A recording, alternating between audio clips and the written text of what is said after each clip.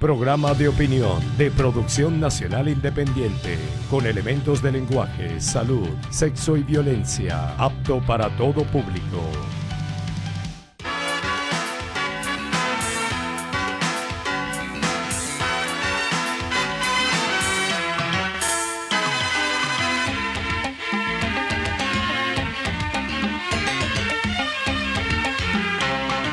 Amigas y amigos, hay que estar conscientes que la actitud de sectores recalcitrantes, como los que decidieron no participar en el actual proceso electoral, y el conjunto liderizado en el exterior por los gobiernos de los Estados Unidos, la Unión Europea y el Grupo Lima, bastante desacreditado ante la opinión pública, ya tienen lista la promoción a través del poder mediático para descalificar el resultado de la elección presidencial del próximo 20 de mayo.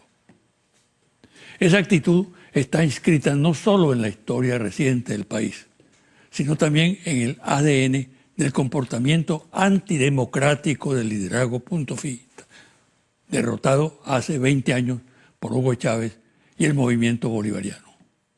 Para ese sector, la única elección que es limpia es la que ellos ganan, la que ganan los integrantes de ese equipo y de la derecha en general. Así ha ocurrido durante todos los procesos electorales realizados durante la Quinta República, procesos en los cuales se planteó la increíble contradicción consistente en que cuando gana la oposición, sus dirigentes consideran sus resultados libres de toda sospecha, mientras que cuando ganan los bolivarianos son objeto de severos cuestionamientos, pese a que los resultados fueron producto de los mismos procedimientos, del mismo sistema electoral y presididos por las mismas autoridades. Ahora se repite la historia con el mismo formato. La campaña contra el actual proceso electoral motorizada por la derecha no cree en un resultado diferente a la victoria de Nicolás Maduro, confesando así de antemano su derrota, lo cual constituye un reconocimiento, por cierto, a su debilidad intrínseca, a la orfandad en que se encuentra. Porque si la derecha nacional e internacional estuviera segura de su triunfo el próximo 20 de mayo, participaría en el proceso comercial en marcha y no estaría dedicada, como lo está ahora, en descalificar el proceso y anunciar sin base alguna un fraude imposible de materializarse. Todo cuanto hace hoy la oposición, por ejemplo, no participar en las elecciones y denunciar con anticipación un fraude, forma parte de una estrategia concebida en el exterior y apoyada por grupos que internamente se hallan desesperados, con lo cual se persigue desatar la violencia. Quienes plantean la abstención y declaran que el resultado del 20 de mayo será fraudulento, no están en la política democrática, de respeto a las instituciones y a la Constitución, sino en la línea golpista, aventurera, de destrucción del Estado democrático y de derecho. Eso es todo. Lo demás es cuento. Pausa y al regreso converso con Francisco Amelach Horta, miembro de la Asamblea Nacional Constituyente.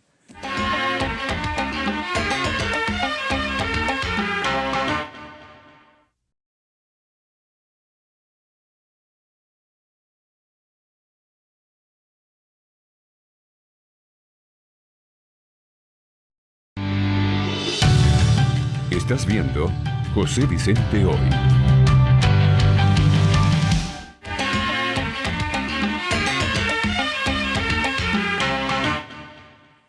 Mi invitado de hoy, Francisco Amelach Horta, miembro de la Asamblea Nacional Constituyente, dirigente nacional del PSUV, un hombre muy vinculado a la actividad pública. Es militar, retirado, pero es un hombre incorporado totalmente a la lucha política. Bienvenido, Francisco. Gracias, José Vicente. Mucho gusto tenerte aquí. Igualmente. Mira, ¿cómo observas todo el movimiento de los factores políticos en este momento en el país? Cuando hablo de factores me refiero a los partidos políticos, a los empresarios, a sectores de la sociedad, ¿no? Sí, mira, yo pienso que los partidos políticos de la oposición pues están muy desarticulados y además no salen de de dos errores que yo creo que son dos errores históricos políticos que le han costado muy caro, que siempre estar pendiente de la vía violenta del golpe de Estado para hacer política, formas violentas de hacer política, y buscar la injerencia, en la intervención extranjera en los asuntos políticos. Entonces parece que no se sintieran capaces de resolver a través de mecanismos democráticos los problemas del país, que es a través del diálogo, a través de la política. Pues la política es un proceso de integración de la sociedad, un proyecto político en base a relaciones de poder, pero que en democracia debe cumplir dos condiciones: debe darse en paz y respetando la soberanía nacional, cosa que no hace la oposición. Y desde el punto de vista también esa injerencia política del exterior hace que en estos días se hace mucho más evidente, ellos mismos la solicitan, hace que el chavismo entonces cierre filas y hay una gran unidad. ¿Tú sí crees que esa influencia es determinante en esa posición que tiene la oposición? Sí, yo creo que esos dos factores son fundamentales en esa división y que siempre el pueblo venezolano, que es la gran mayoría pues, de los sectores humildes, son nacionalistas, comparten nuestro pasado histórico de gloria, de sacrificio, y no les gusta que dirigentes políticos, bueno, se sientan incapaces y entonces pasen su política prácticamente en el apoyo que le llega del extranjero. Mira, prácticamente hay dos posiciones con respecto al proceso electoral actual. Una que es la posición de participar. Otra, la posición de la abstención. ¿Cómo analizas tú ese fenómeno? Sí, bueno... ¿Cómo concibes tú que gente que quiere actuar en política se retraiga de un proceso electoral, no participe? Bueno, es apolítico, eso no es político precisamente, porque en democracia la política tienes que acceder al poder en base a elecciones. Sin embargo, una parte de la oposición, que es esa que siempre busca los caminos de la violencia, la injerencia internacional, ha sembrado en su base de apoyo de la oposición no menos de un 30% que se ha declarado pues, que no va a participar en el proceso electoral. ¿Y a quién perjudica eso? Bueno, a la propia oposición, porque así nunca llegarán al poder en Venezuela, porque en Venezuela la vía violenta de llegar al poder está totalmente descartada. Aquí hay algo que se consolidó, que es la unión cívico-militar, y aquí no hay fuerza militar que se vayan olvidando de eso para dar un golpe de Estado. Entonces, prácticamente nunca llegarían al poder si no se deciden a ir por las vías democráticas y a participar en las elecciones. Ahora bien, la participación, por ejemplo, de Henry Falcón, dirigente de la oposición, que rompe con la línea de la abstención. ¿Qué perspectiva le ves tú a esa candidatura? Yo en realidad pienso, conociendo como conozco a Henry Falcón, y ojalá me equivoque, que Henry Falcón no llega al final de las elecciones. La presión internacional cae en el chantaje de los Estados Unidos, del gobierno de los Estados Unidos, que hoy más que nunca pues, está de frente, que quieren pues, volver que Venezuela sea colonia nueva de los Estados Unidos. Se acostumbraron a manejar nuestra riqueza petrolera durante todo un siglo, durante todo el siglo XX. Hay que recordar que solamente Chávez, después del 2002 y el 2003, prácticamente toma el control de la riqueza petrolera y los pone al servicio del pueblo. Ellos quieren volver a controlar de nuevo la primera reserva de petróleo del mundo y bueno, y las presiones que están haciendo a la propia oposición, bueno, son muy fuertes y ellos tienden pues a caer en el chantaje de esos grupos violentos. Ahora, yo ojalá me equivoque, pero incluso Henry Falcón sabe que su crecimiento tiene un techo, precisamente porque la misma oposición, los mismos dirigentes de la oposición hacen campaña para la abstención y él sabe que no menos de un 30% de esa base de apoyo de la oposición, bueno, se va a abstener. Es indudable, Francisco, que el pueblo venezolano ha madurado mucho en política, ¿no? Este es un pueblo excepcionalmente dotado para el ejercicio de la política. Y sobre todo que en los 20 años del proceso bolivariano ha tenido un papel protagónico como participante en todos los procesos que se han dado en el país, procesos sociales, económicos, políticos, estrictamente, parlamentarios, etc. El pueblo venezolano está hoy más enterado que cualquier otro pueblo del mundo, ¿no? Y luego tiene un dominio total del aspecto constitucional, ¿no? Fue un acierto la edición pequeño de la Constitución, porque antes del proceso bolivariano muchos abogados ni siquiera conocían la Constitución, ¿no? Sí. Hoy en día cualquier ciudadano en la calle te habla de la Constitución. Muy bien, ese es un dato muy importante de este proceso. Tú escribiste un libro, tienes un libro, se titula Élite del Poder, Sufragio y Participación Política en Venezuela, Francisco Amilach Horta. ¿Qué te llevó a plasmar en este libro ideas muy interesantes? ¿Qué te llevó a esa decisión? Sí, en primer lugar, José Vicente, es sorprendente la escasez de historiografía escrita con cierta rigurosidad científica sobre el proyecto bolivariano y sobre lo que fue específicamente el gobierno del presidente Chávez. Y entonces yo hice, ese libro es parte de una maestría en Historia de Venezuela que hice en la Universidad de Carabobo, y escribimos, pues, primero en el libro se hace un análisis de lo que es la teoría de la élite del poder, que desprecia totalmente las masas, las considera como materia inerte, que tiene la necesidad natural de ser gobernada por una minoría dominante que circula en el poder. Y esa circulación en el poder, según la teoría, cuyos mayores exponentes son Gaetano Mosca y Wilfredo Pareto, dicen que la élite del poder o esa minoría dominante circula en base a tres características fundamentales. Primero, la despolitización, que pasó aquí en la Cuarta República. Segundo, la represión como política de Estado, lo vimos también. Tuvo en el expediente negro, que aquí lo citamos, por cierto, en este libro que tú escribiste, ya tú hablas que para 1966 ya habían más de 200 desaparecidos en Venezuela.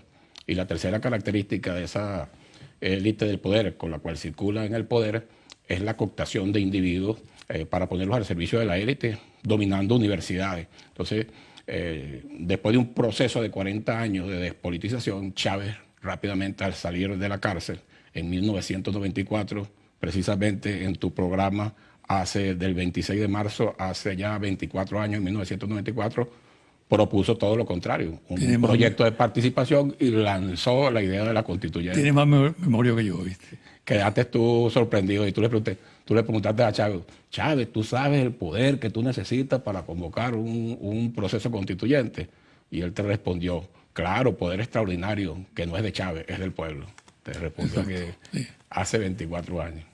Mira, las encuestas. Tú sabes mucho de encuestas. Eres un encuestólogo. Porque sabes mucho del tema electoral. Lo has manejado. Me consta a mí que lo has manejado permanentemente, ¿no? Prácticamente ha sido, vamos a decirlo así, el cerebro del manejo electoral del movimiento, ¿no? ¿Qué te dicen las encuestas en este momento?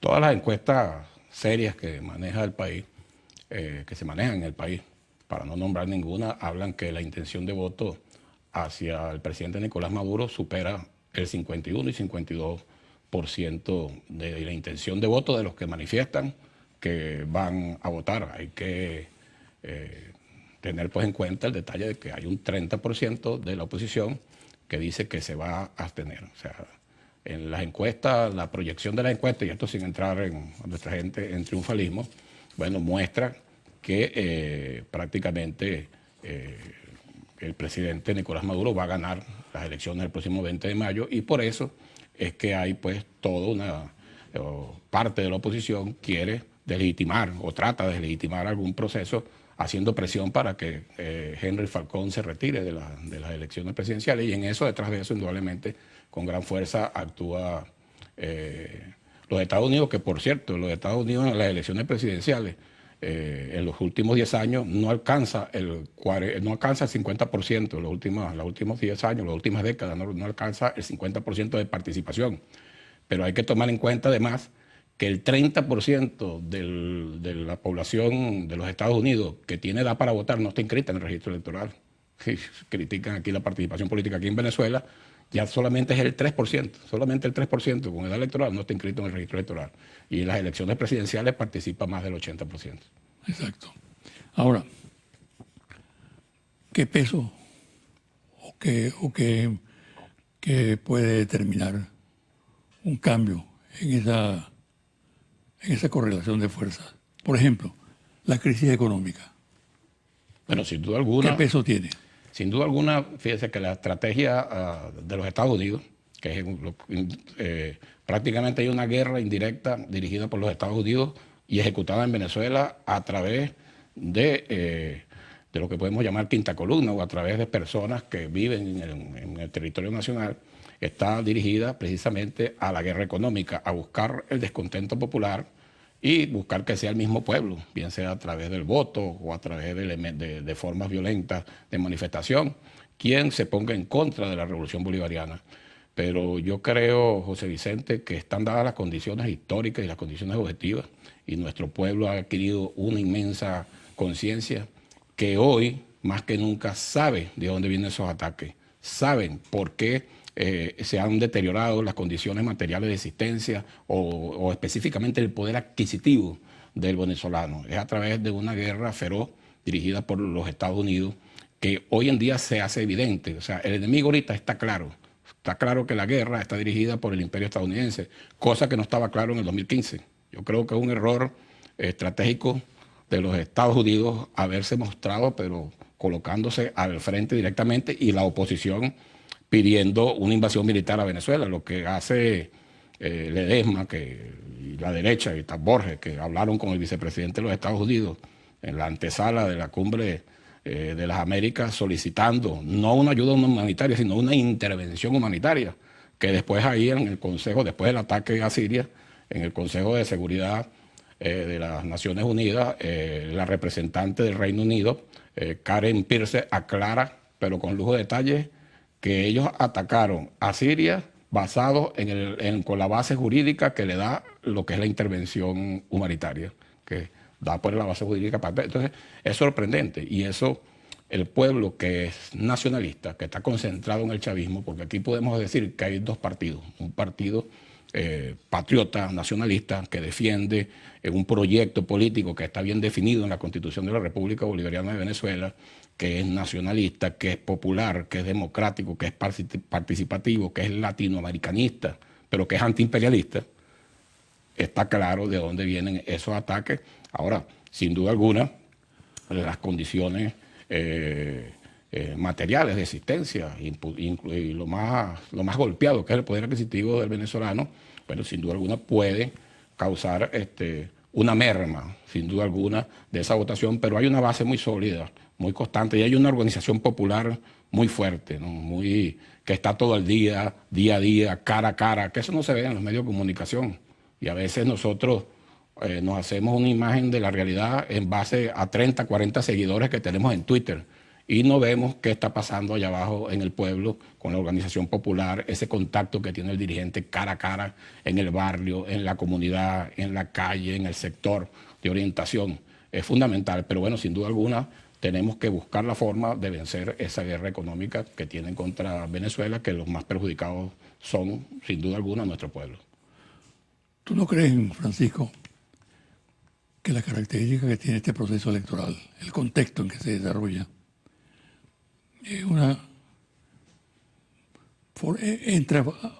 forma parte, pues, lo que está ocurriendo en el país? Es más un tema de seguridad y defensa nacional que política electoral. Es decir, aquí la política electoral tiene un peso, pero la seguridad y defensa del país tiene un peso todavía mayor. Así es. Porque se ha planteado la situación en términos casi terminantes, ¿no? Dramáticos, ¿no? O ustedes ceden o los intervenimos. Así es.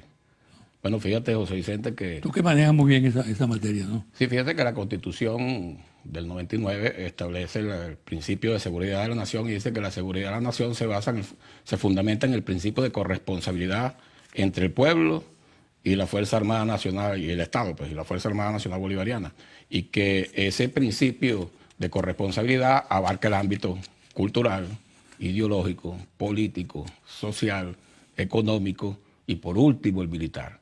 Y hay que tener en cuenta las formas de dominación o las formas de guerra que utiliza el imperio a través de la guerra indirecta de sus agentes en Venezuela.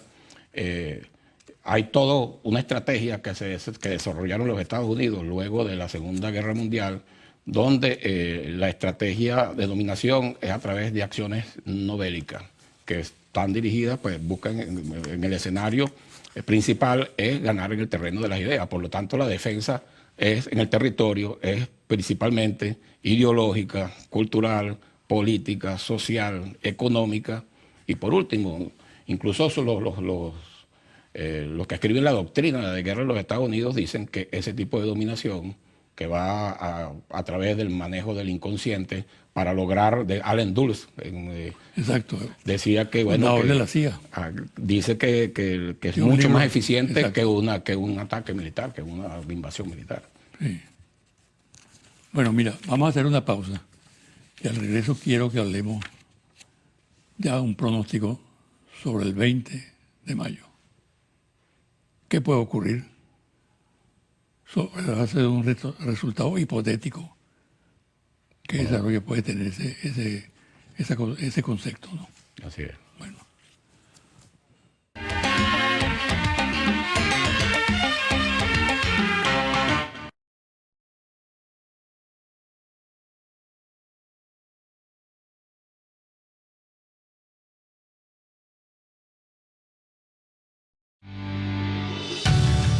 Estás viendo José Vicente Hoy.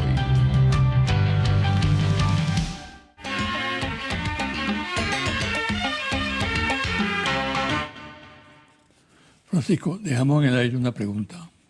¿Qué pasará el 20 de mayo? Antes de darle respuesta, voy a leer un aspecto que está en tu libro. Dice, ante la convocatoria de elecciones presidenciales para el próximo 22 de abril, en esa época, cuando salió el libro, ¿no? La poderosa maquinaria imperial ha decidido dar los siguientes pasos. 1. Presionar para que ningún candidato de la oposición de los principales partidos participe en las elecciones presidenciales. Caso concreto. Henry Falcón. Exacto. 2. Producir el peor escenario de participación electoral, incrementando la guerra económica y las acciones de sabotaje a los servicios públicos. Ya cumplió también. Correcto. 3. Lograr el no reconocimiento de los resultados electorales por parte de la comunidad internacional y profundizar el calificativo de dictadura para lograr apoyos a nuevas formas de agresión. Cumplido también. Está cumpliendo. Vemos entonces que esta es una actitud de la oposición en general, la interna y la externa, monitoreada totalmente por Estados Unidos, ¿no? Sí. Eso le confiere una expectativa y un tono de gravedad a lo que pueda suceder el 20 de mayo. Porque ellos, hasta ahora, en este momento, están frustrados porque no han logrado alterar el curso del proceso. ¿Cómo se traducirá esa frustración ya ante el hecho consumado de que se realizó la elección y que incluso la ganó el presidente Maduro? Sí, bueno, yo vengo de una gira por las 24 entidades federales del país, hablando, incluso tocando estos temas. Y una de las cosas, no me queda la menor duda que la mayor fortaleza que nosotros tenemos es la conciencia, el grado de conciencia y la evaluación que hace nuestro pueblo del momento histórico. Y uno ve la decisión, incluso uno ve, por ejemplo, las personas sacando, o los militantes sacando el carnet del partido, que ya nos acercamos casi a 6 millones de militantes carnetizados, y critican la situación y reclaman qué se está haciendo sobre la situación económica, pero sin embargo te dicen que ellos van a luchar hasta el final por el legado, por los logros de Chávez, que no van a volver a ser colonia de los Estados Unidos y que van a salir masivamente a votar. Ellos están conscientes de que la defensa del pueblo es salir masivamente a votar el próximo 20 de mayo, y yo creo que tenemos la organización, y como te dije, creo que están dadas las condiciones históricas y las condiciones objetivas para que la vanguardia de nuestra revolución, el partido y el pueblo, bueno, asuma la defensa de nuestro proyecto político, que no es otro que la defensa de nuestra soberanía. Yo creo que ese va a ser fundamental, la participación, romper con una de las cuestiones, de una de las líneas que ellos tienen ahí, que es la participación sea baja. Nosotros hemos calculado, como tú dices, hemos visto las diferentes encuestas, y basado en los niveles de organización que hemos logrado, que tenemos y seguimos avanzando en ello, nosotros no esperamos, ¿verdad?, que el presidente Nicolás Maduro saque menos de 8 millones de votos, y estamos trabajando eso. Y para eso, bueno, hemos afinado una organización que incluso contamos los votos uno a uno y hacemos unos planes de movilizaciones importantes para ello. Pero lo que más va a asegurar esto, va a asegurar nuestro proceso, es la conciencia del pueblo y lo que es los niveles o la voluntad de lucha del pueblo para defender sus logros sociales. Yo creo que hay un gran nivel de conciencia en nuestras organizaciones de base, que es la principal defensa. Fíjate que en esta semana salió el presidente de Colombia a hablar sobre nuestra organización y habló sobre la red de articulación y acción sociopolítica que nosotros estamos llevando y adelantando. Que tú planteas en el libro, por ejemplo. Ajá, que estamos llevando y estamos adelantando, y fíjate que eso ahorita, por hablarte de algunos números, nosotros tenemos 13.682 unidades bases en la población, que son las unidades Bolívar Chávez, la VC, el Partido Socialista Unido de Venezuela. Nosotros estamos aplicando ahorita la estrategia del punto y círculo a través de esos puntos de referencia, que son 13.682. ¿Y cuál es el resultado hasta ahorita? El resultado hasta ahorita es que tenemos más de 37.000 comunidades censadas y más de 160.000 sectores dentro de esas 37.000 comunidades. Ahora, tomando en cuenta, para que así a lo mejor la cifra no nos dice mucho, pero tomando en cuenta que según el Instituto Nacional de Estadística, en Venezuela hay aproximadamente 8 millones de familias. Si usted divide 8 millones de familias entre 160.000, eso como resultado da que 50 familias. Es decir, que tenemos en esos 160.000 sectores, nosotros vamos a tener una organización popular para atender 50 familias. Y esa es la defensa integral, ese es el principal. Por eso es que la defensa integral de la nación, el elemento central de la defensa integral de la nación, es el pueblo apoyado por su Fuerza Armada Nacional Bolivariana, y no al revés.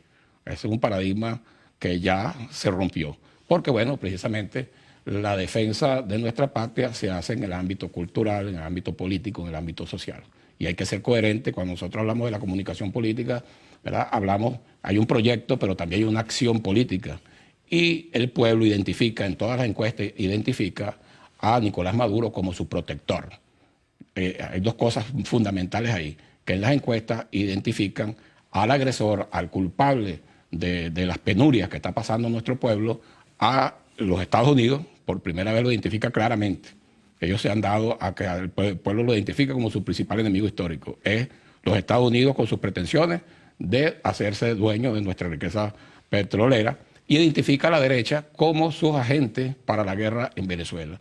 Y en cambio identifican a Nicolás Maduro como el protector, que a veces dicen, bueno, los bonos no son necesarios, cada vez que hay un aumento, aumenta la inflación, pero reconocen en Nicolás Maduro su protector. Y el pueblo, con esa conciencia, va a salir y nos va a dar una gran victoria el 20 de mayo. El dilema post-20 de mayo es violencia o paz. ¿Lo ha entendido así el país? No, sin duda alguna, sin duda alguna. Yo creo que ya la elección de la Asamblea Nacional Constituyente marcó un hito ahí fundamental en lo que es cómo el pueblo, con su participación, con la democracia, con el voto, puede encaminar al país al rumbo hacia la paz definitiva. Ahora, ¿qué falta ahí? Que la oposición, que la derecha, los dirigentes de la derecha venezolana entiendan que su forma de llegar al poder, si ellos pretenden alguna vez llegar al poder en Venezuela, tiene que ser a través de las vías democráticas y no a través de la violencia o buscar la injerencia extranjera, porque si no lo que va a haber es una gran desestabilidad en el país.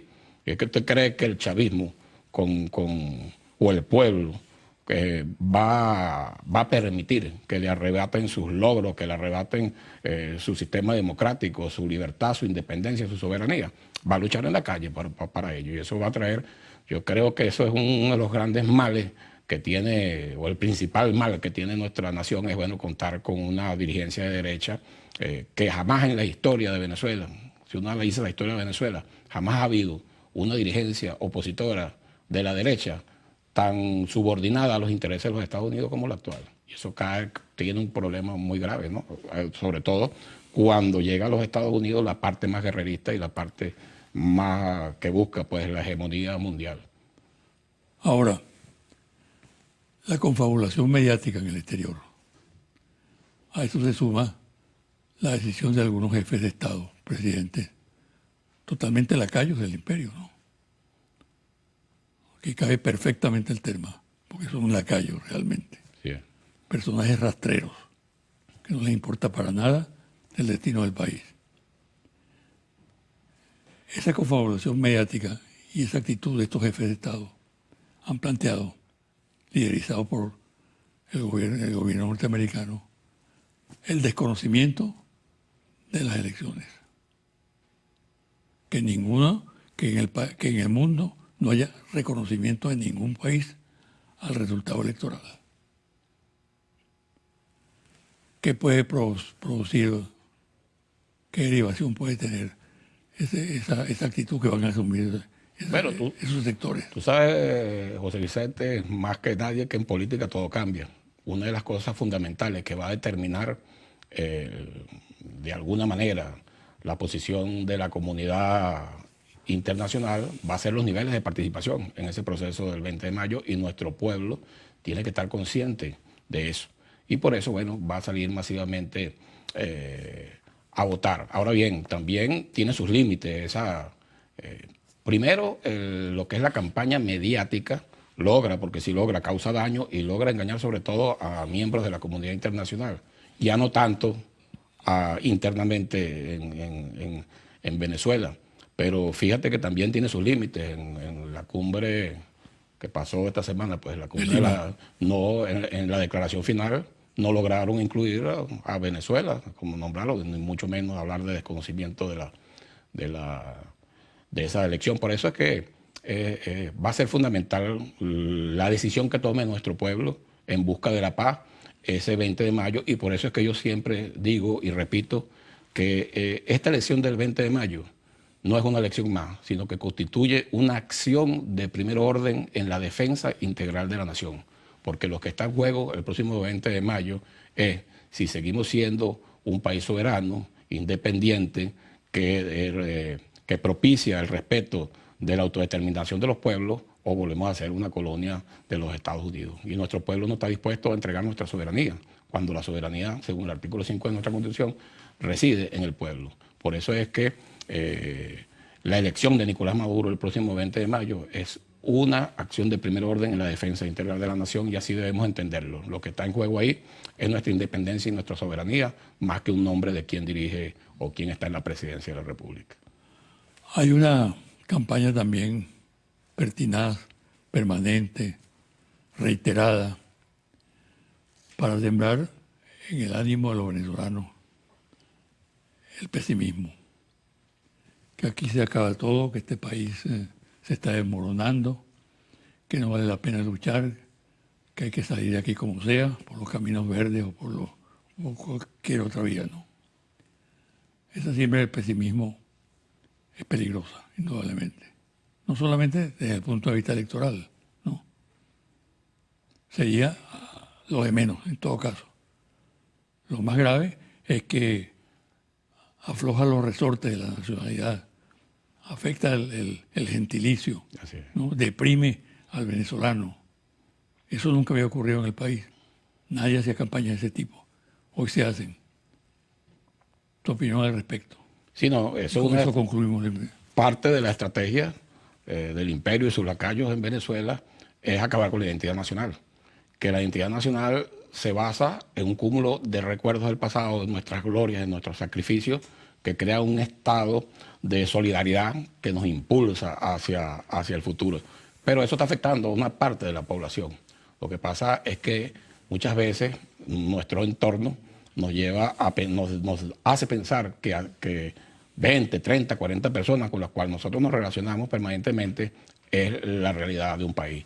Y él es el pueblo, precisamente, en los más humildes, a donde hay más conciencia nacional, porque son los que han luchado más, los que han sufrido más para estar hoy en día, y saben lo que le dio Chávez, lo que le ha dado la revolución, y van a luchar por esos logros, eligiendo a Maduro el próximo 20 de mayo. Bueno, muchas gracias, ¿sabes? Y mucha suerte. Gracias, José Vicente. Una pausa y al regresar los confidenciales.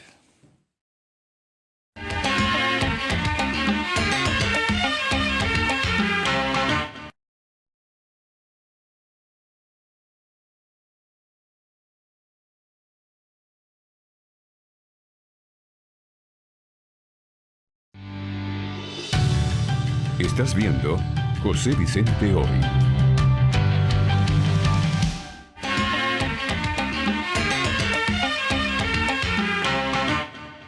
Y ahora los confidenciales. El cardenal Uroso Sabino ha decidido acogerse a la jubilación y próximamente se hará el respectivo anuncio. Todo indica que el Papa Francisco designará cardenal a un destacado miembro directivo de la Conferencia Episcopal Venezolana. El Hospital Universitario de Caracas es el más importante del país, pero no se sabe qué ocurre con esta institución a la que se le regatea presupuestos, recursos de todo tipo y donde el AMPA opera con absoluta impunidad. Timoteo Zambrano, ex parlamentario vocero en política exterior del partido Un Nuevo Tiempo, señalado como el más leal colaborador del máximo dirigente de ese partido, Manuel Rosales, es objeto de agresiones dentro del partido y prácticamente está segregado. Ahora acaba de romper el silencio que mantenía sobre la situación del país, al anunciar que en su opinión la oposición no acierta al llamar a la abstención, lo que considera un gravísimo error político. También señala Timoteo Zambrano lo siguiente: la oposición sabía que habría elecciones presidenciales y no se preparó para participar y para contar con un candidato de unidad. Manuel Rosales, dirigente del partido Un Nuevo Tiempo, y Henry Ramos Ayub, de Acción Democrática, no ocultan su molestia y manifiestan fuertes críticas a Julio Borges por el hecho de que en la mesa de diálogo de la República Dominicana se frustró un acuerdo con la representación del gobierno nacional, cuando sin consultar a la delegación de la MUD y atendiendo a las instrucciones del presidente colombiano Juan Manuel Santos, se opuso a la firma del documento previamente pactado. El arroz de la última caja CLAP es importado desde México, pero a su vez México lo importa de los Estados Unidos. Julio Borges solicitó asilo al gobierno de República Dominicana, directamente al presidente de esa nación, pero este se lo negó debido al sentimiento de molestia que guarda por la negativa del dirigente de Primero Justicia a firmar el acuerdo de diálogo que le había sido consultado. En vista de esta situación, Borges le solicitó asilo al presidente colombiano Juan Manuel Santos, quien de inmediato se lo otorgó. En la actualidad, la base de operaciones del dirigente Borges es Bogotá. Confidencial al cierre, Interlaces. Ficha técnica, 1.580 entrevistas directas en hogares en todo el país desde el 2 de abril al 17 de abril 2018. Resultados. ¿Usted está de acuerdo o en desacuerdo con que los Estados Unidos apliquen sanciones económicas y financieras contra Venezuela para sacar al presidente Maduro del poder? 75% en desacuerdo, 22% de acuerdo, 3% no sabe, no responde. ¿Usted estaría de acuerdo o en desacuerdo con que haya una intervención internacional en Venezuela para sacar al presidente Maduro del poder? 79% en desacuerdo, 19% de acuerdo, 2% no sabe, no responde.